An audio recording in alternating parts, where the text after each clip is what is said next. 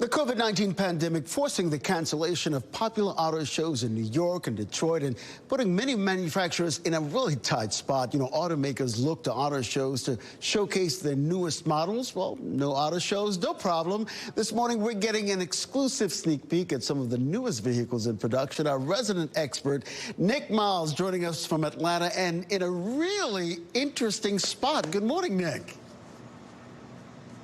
Hey, good morning to you. That's right. I'm in a place called Peachtree Corners. This is the Curiosity Lab, and they're testing some of the latest autonomous vehicles here.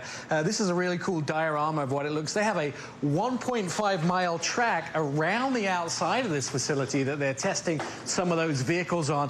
Very cool. All 5G, cars talking to people, talking to computers, so we know where everything is. And some of the latest models hitting dealerships now, no auto shows, so we're taking a look at them here this morning.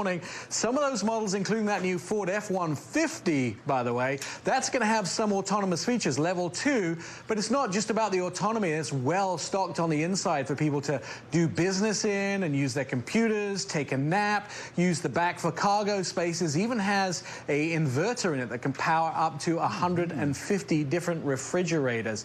Lexus were about to show their new IS at New York Auto Show. New York Auto Show, so here it is, the new IS from Lexus. It's 20 years in the market now. This is the latest in performance. They actually had to increase the wheel size in this vehicle because they wanted more grip out of the tires. And it has some great options on the inside for technology. A new 10.3-inch touchscreen, which is actually 3 inches closer to the driver. And I like the fact that they're going with the red on the interior this time around as well. Nissan got a brand new Rogue. Check this out. This looks bold and furious. It'll also have their Safety Shield 360 now as standard. 3 different screens, a 10.8-inch heads-up display. Who knew that was possible to get that big a heads-up display in the vehicle? I think it looks premium on this outside of this vehicle. Also going to have wireless Apple CarPlay as well. I love that part of the vehicle.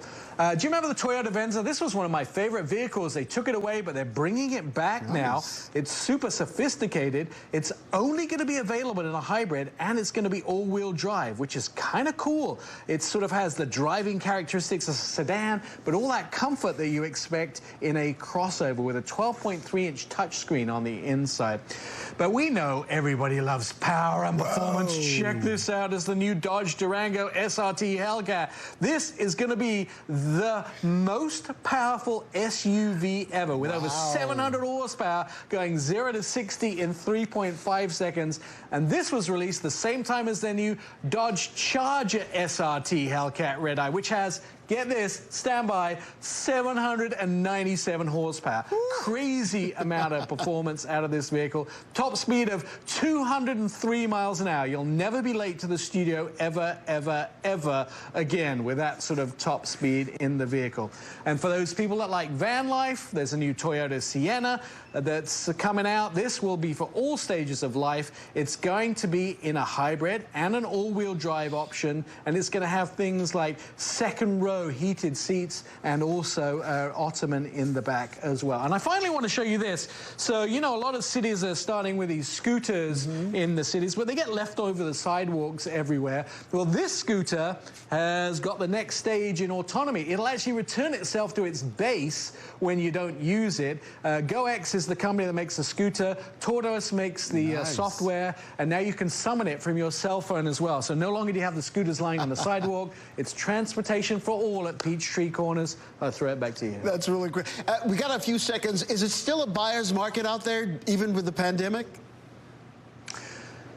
Absolutely, and you know, it goes week to week. I think auto sales, I'm looking at it, have about 5% below what they were before pre-COVID. So I still think there's a chance to get in there and get some great financial deals, get some great deals on vehicles, but don't wait, they're going to expire. Yeah.